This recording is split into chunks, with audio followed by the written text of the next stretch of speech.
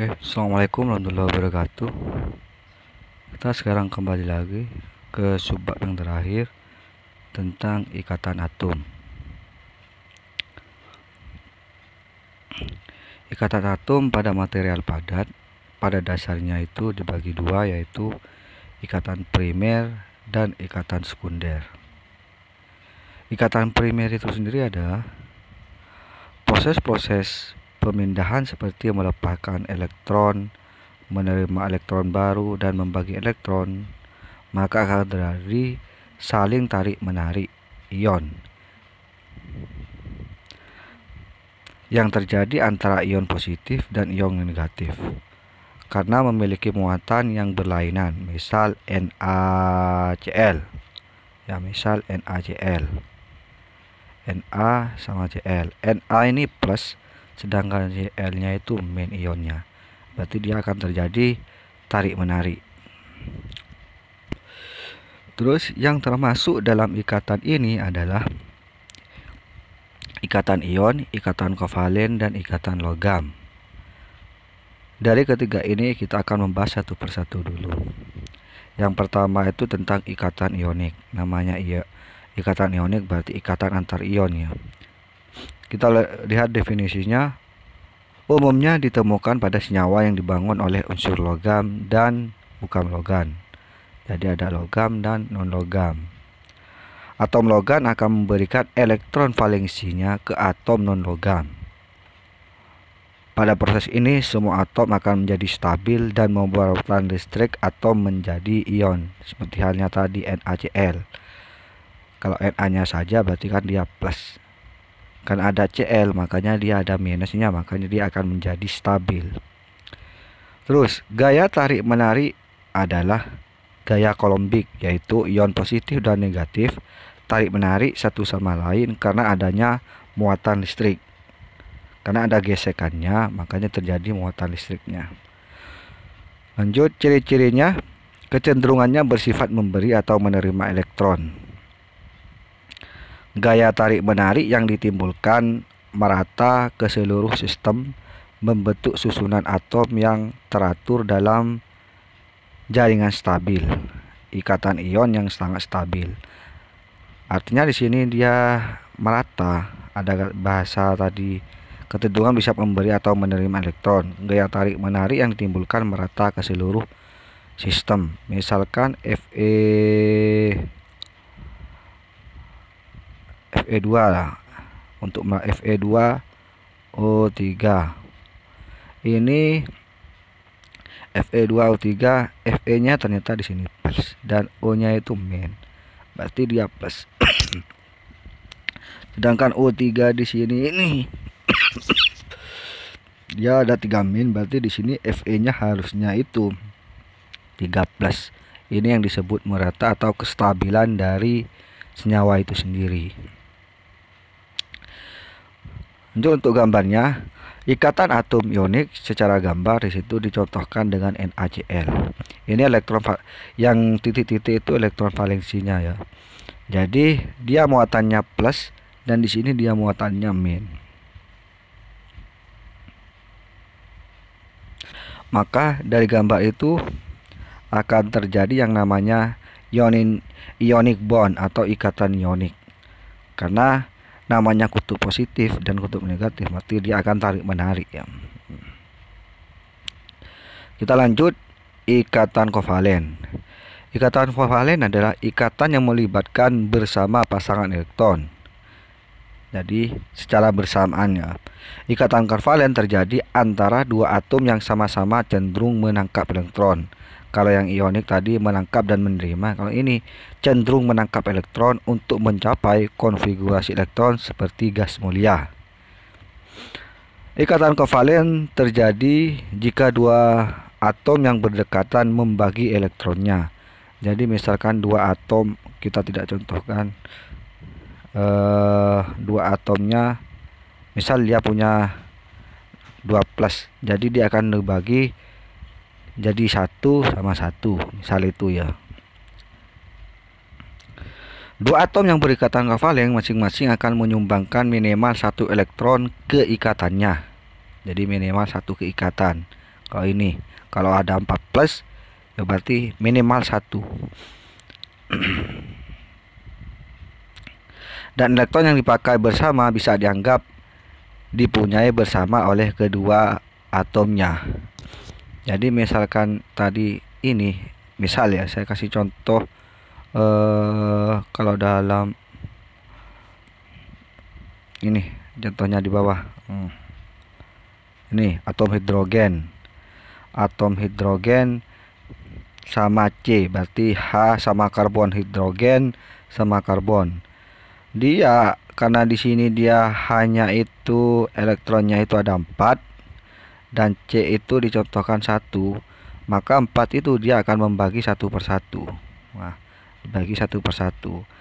Dan pembagiannya itu dirasa dia milik bersama. Itu maksudnya, dia milik bersama. Jadi milik hidrogen dan milik karbon itu sendiri. Nah, kalau di sini jumlah ikatan kovalen yang mungkin untuk satu atom ditentukan oleh jumlah elektron valensinya. Jadi valensinya berapa? Entah 2, 3, itu tergantung. Kita lanjut. Ikatan kovalen. Ikatan kovalen ada 2, yaitu ikatan kovalen normal dan ada ikatan kovalen koordinasi. Ikatan kovalen normal itu ikatan yang mempunyai elektron yang berasal dari kedua belah pihak. Ini dicontohkan HCl ya. Contohnya HCl, Cl2, H2, CCl4. Kalau di sini ini elektronnya kan plus, di sini elektronnya negatif. Kalau dia ada ikatan kovalen berarti dia menjadi HCl, artinya dia sudah menyatu. Elektronnya itu sudah menyatu dari kedua belah pihaknya itu, H plusnya sama Cl minnya ya. Yang kedua itu ikatan kovalen koordinasi. Pasangan elektron yang digunakan hanya berasal dari satu pihak saja, tetapi tetap dimiliki oleh kedua elemennya. Di sini contohnya atom N sama hidrogen. Karena di situ dicontohkan bahwasanya hidrogen ini memiliki banyak elektron, sedangkan di situ N-nya tidak ada, maka kalau dia di ini, makanya ada tanda panah di situ. Setelah dia dijadikan satu, maka semua yang ada, misal yang ada di sini dia sudah satu kesatuan. Misalkan seperti NH43, berarti hanya itu dia punya elektron 4 dan N-nya tidak ada. Nah, sedangkan kalau notasisinya, kalau NH itu 4, berarti dia, kalau umpamanya hanya ini adalah plus, berarti dia harusnya minus 4. Tapi karena dia tidak memiliki elektron, tapi kalau dia digabung, dia sudah satu kesatuan. Itu maksud dari ikatan kovalen koordinasi. Kita lanjut ke ikatan logam. Ikatan ini memiliki ikatan yang lebih rumit. Ciri-cirinya ada yang yaitu tidak semudah ikatan ion dan ikatan kovalen. Elektron pembentuknya terdislokalisir, artinya keluar dari lokasinya. Ikatan logam ditemukan pada logam dan paduannya atau memiliki sifat kekerasan yang tinggi. Elektron valensi tidak terikat pada atom tertentu pada bahan padat, tetapi bebas bergerak melewati keseluruhan logam. Contohnya seperti ini ya. Nah, ini ada ionnya. Nah, jadi ini kan secara kasat mata memang dia sudah teratur ya, plus plus plus min min min min, tapi dia bisa bergerak sebenarnya. Itu tergantung dari energi dari luarnya. Kalau dalam gambarnya kan seperti ini, sembarang ya. Terus itu untuk ikatan primer. Sekarang untuk ikatan sekundernya itu sendiri dikelompokkan sebagai ikatan van der Waals. Sering terjadi pada gas-gas mulia seperti He, Ne, sampai dan yang lain-lainnya. Jadi gambarnya ikatan hidrogen itu hampir sama dengan orbital dari valensi ya, bersama dengan orbital pada valensinya. Jadi ikatannya itu bisa berikatan. Jadi tidak tidak apa ya, ikatannya itu tidak, gambarnya tidak bagus lah, karena hampir sama dengan orbital itu sendiri, sembrono kan gambar. Tapi kalau ikatan antar atom-atomnya sendiri itu memang sudah seperti ini, tapi ikatan antar atom yang satu dengan atom yang lainnya dia sembrono, dia tidak beraturan gambarnya. Yang ini ada ikatan atom hidrogen seperti halnya sekunder itu. Di sini ada oksigen dengan ikatan hanya, berarti H2O. Dan di sini ada H2O juga, ini H2O juga. Nah, karena di sini dia aturannya, berarti kalau seumpamanya dia di sini ada oksigen juga, ini kan dia yang dimaksud ikatan atom yang ininya ikatan atom hidrogennya. Nah, seharusnya kan antar ini saja, tapi di sini ininya yang dikatakan ikatan atom hidrogen. Oke, kita lanjut. Bilangan koordinasi untuk ikatan atom. Gak kelihatan ya. Anda bisa cari sebenarnya ini kalau yang tabel-tabel ini. Oke, lanjut ke struktur material padat.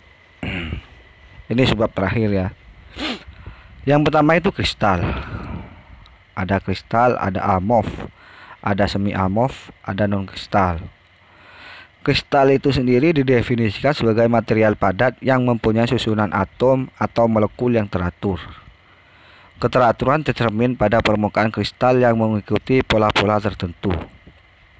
Material padat di mana atom-atom tersusun dalam susunan pola yang berulang atau kontinu dan periodik pada arah 3 dimensi. Ini digambarkan yang paling secara umum biasanya digambarkan dalam bentuk kubus ini. Ya. Kalau kubus itu sendiri ada FCC. Kalau ini ada di dalamnya yang kelihatan. Kalau FCC itu depan yang kelihatan. Artinya kalau bahan alam, misalkan bahan alam itu memang ada yang kristal, memang ada yang amorf. Artinya kalau amorf itu tidak menjadi kristal. Kalaupun sudah bahan alam itu kalau kita sintesis, kalau namanya bahan alam itu pun masih jarang kalau dia bentuk kristal, ukurannya yang memang benar-benar sesuai dengan apa yang kita harapkan. Dalam penelitian zaman sekarang, semua peneliti itu pengen hasilnya itu kristal dalam bentuk atau kristal dalam ukuran nano. Tapi kalau dalam bahan alam yang kita gunakan sulit. Misalkan penelitian saya yang baru-baru ini itu pada pasir pantai memang sangat sulit untuk menemukan bahwa bahan kita itu kristal tapi dalam bentuk nano, sulit. Bahkan di penelitian saya di 2019 itu malah hampir amorf, jadi semi amorf. Semi amorf itu artinya dia mau amorf tapi ada kristalnya, bisa dibilang semi kristal juga bisa. Oke, kita lanjut saja. Daya ikat dalam kristal. Daya yang mengikat atom-atom ion atau grup ion dari bahan padat kristal dalam bersifat listrik. Jadi ini ikatan antar atom-atomnya ya. Ikatan kimia dari suatu kristal bagi 4, yaitu ikatan valen, logam, van der Waals yang tadi kita sebutkan ya. Terus ada satuan sel kristal. Untuk mendeskripsikan kristal akan lebih mudah jika didefinisikan sel satuannya. Sel satuan adalah susunan terkecil dari kristal. Dilukiskan sebagai pola padat di mana setiap pola saling bersinggungan. Jadi lebih ke sumbu 3 dimensi ya, ada Z, ada X, ada Y. Nah, parameter kisi struktur kristal yaitu panjang sisi ABC. Jadi sudah ada kan A, B, C. Sudut antara sumbu itu pasti ada alfa, ada beta, ada delta. itu lebih enak untuk mendeskripsikan. Terus sistem kristal. Dilihat dari geometri sel satuan, kristal mempunyai 7 sistem kristal dan 14 kisi kristal. Ini kalau di material itu harus hafal. Jadi harus hafal ABC-nya itu berapa, harus hafal juga alfa, beta, gamanya itu berapa. Terus selanjutnya itu ada arah kristal. Arah kristal dinyatakan sebagai vektor UWH. Cara membacanya seperti ini, biar Anda tidak bingung. Kenapa di situ himpunan arah, di sini adalah satu-satu. Kita lihat ada misal di situ Z, X, Y. Di situ untuk ke arah yang ini ya 1,1, berarti itu kan arahnya kalau kita kalkulasi ke sini.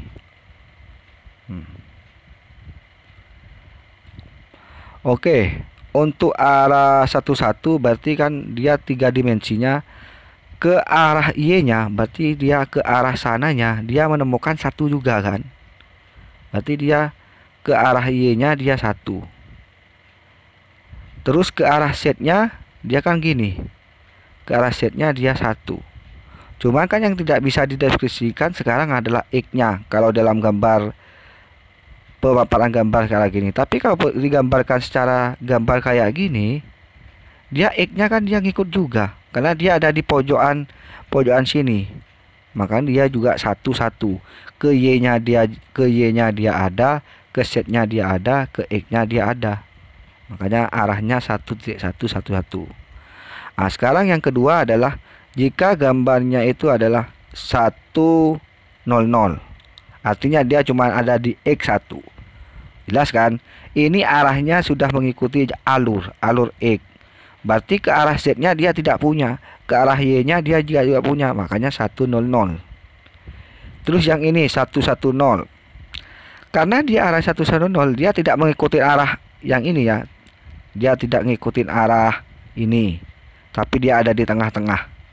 Ada di tengah-tengah antara X sama Y. Kalau ke arah X karena dia sudah nyikul ke sini, berarti dia kan masih ada hubungan ke bawahnya. Maka dia 1. Ke arah Y berarti dia masih ada hubungan ke sini. Nah, makanya dia juga 1. Ke Z-nya dia 0 karena apa? Dia cuma ke bawah tidak ke atas. Makanya Z-nya dia 0. Makanya nilainya adalah 110. Itu cara membaca arah kristalografi. Jadi kalau misalkan ada soal, coba Anda gambarkan arah kristalografi 110 sebenarnya atau 101. Jadi Anda tolong gambarkan secara kayak gini. Sebenarnya itu pilihan gampang. Malah kalau biasanya itu ada gambarkan arah kristalografinya itu setengah, 1,5. Itu Anda tinggal gambar sendiri ya. Lanjut. Itu cara menentukan ini cara menentukan kalau dia ada setengah proyeksinya. Di situ ada setengah 1,0 ya. Setengah 1,0 berarti arah X-nya kan dia ke arah di sini ada di tengah-tengah. Berarti kan meskipun dia arahnya ke sini, tapi kan kalau secara keseluruhan gambarnya ini kan arah X, ini arah Y. Berarti dia di X punya, di Z dia punya. Cuman di Z-nya dia yang punya. Jadi dia punya X, punya Y. Nah, maka di situ setengah itu untuk punya X karena di tengah-tengah. Itu karena di tengah-tengah. Terus yang punya Y itu sendiri adalah 1 karena dia sempurna kan. Ke arah Y-nya dia sempurna sampai ke titik batas akhir. Cuman di X dia sampai setengah. Kalau kita ambil jalan dulu, jalan titik-titiknya. Tapi kalau di Y dia sempurna sampai mentok. Dan di 0 itu sendiri punya Z itu dia tidak ngapa-ngapain ke atas. Makanya dia 0. Itu yang dimaksud arahnya setengah 1,0. Bidang kristal. Bidang kristal ditulis dengan indeks Miller yang dinyatakan dalam format HKL. Itu secara umum ya. HKL merupakan bilangan bulat. Bidang-bidang yang paralel satu sama lain adalah ekuivalen dan mempunyai indeks yang identik. Gini kalau ada beberapa gambar. Terus, proses menentukan indeks Miller. Jika bidang ini tidak terlalu penting sih, karena ada apa ya, ada programnya, tapi oke lah, nggak apa-apa. Jika bidang melalui titik awal, buat bidang paralel dalam sel satuan dengan translasi. Jadi translasikan, atau dengan membuat titik-titik awal lain di sudut lain sel satuan. Jadi misalkan saya punya, dia kan sebenarnya satu kubus, karena dia cara menentukan seperti halnya, berarti dia ditranslasikan, ada 2 kubus, bisa saja ada 3 kubus, sehingga kita bisa menentukan beberapa arahnya. Bidang yang dicari bisa berpotongan atau sejajar dengan sumbu. Panjang bidang berpotongan ditulis dalam parameter kisi ABC. Jadi sudah ada ya, ada C, ada B, ada A nya. Ambil kebalikan dari angka berpotongan tersebut. Bidang saja dengan sumbu yang dianggap berpotongan di tak berhingga, sehingga kebalikannya adalah 0. Indeks Miller adalah bilangan bulat, tulisnya itu HKL. Ini. Jadi kalau tadi itu, kalau gambar yang arah kristal itu sama saja dengan satu dimensi, anggaplah satu dimensi. Kalau indeks Miller itu sendiri adalah bilangan 2 dimensi. Jadi irisannya, kalau dalam gambar ini kan sama saja seperti irisan, jadi dipisah jadi 2 lah. Misalkan potongannya sekarang tak hingga, untuk di arah X itu dia tak hingga. Ini. Terus arah Y nya itu -1. Mana. Arah Y nya itu -1, berarti arah Y nya ini. Tapi itu kan sudah dijelaskan ya. Ini ada X translasinya, ini ada X absen. Terus ini ada Y, terus ada Z absen, ada Z. Jadi sudah ditranslasikan. Ke arah Z nya sendiri adalah setengah, karena ini ke arah Z-nya sudah setengah ya. Itu untuk cara menentukan indeks Miller-nya itu sendiri. Lanjut sekarang bilangan koordinasi.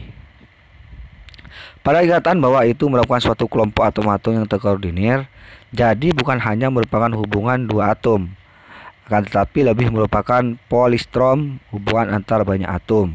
Oke, ini kita langsung yang tadi, seperti halnya kristal yang tadi yang saya sebutkan, ada RCC, ada BCC. Pertama kita akan membahas kristal kubik berpusat ruang atau BCC, ada di tengah ya pusatnya. Struktur kristal di mana terdapat atom di setiap sudut-sudut kubus, jadi ada atom.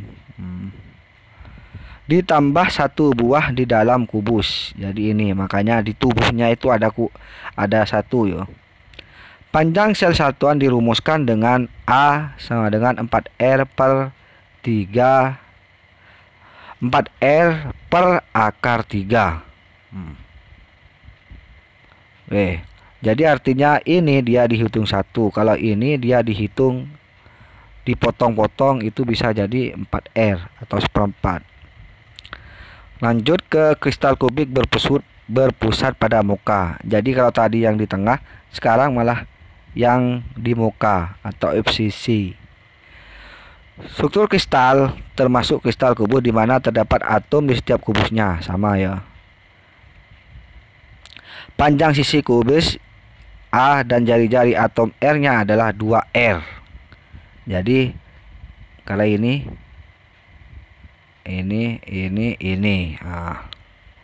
Fraksi volume bola padat di dalam sel satuan atau faktor penumpukan Fp adalah volume atom di dalam sel satuan dibagi volume total sel satuan. Jadi memang semuanya pasti seperti ini. Lanjut sekarang kristal heksagonal. Jadi kalau gambar secara sebenarnya gambar atom itu kayak gini ya. Jadi ini cuman biar mempermudah Anda saja cara cara mentelaahnya. Kalau gambar atomnya sendiri sepertinya seperti ini. Permukaan atas dan bawah sel satuan terdiri dari 6 atom. Karena heksa pasti ada 6. Dan mengelilingi sebuah atom di tengah. Jadi ada di tengah-tengah ini. Oke, tengah-tengah ini. Dia mengelilingi itu. Bidang lain mempunyai 3 atom tambahan terletak antara bidang atas dan bawah. Faktor penumpukannya ada HCP dan FCC.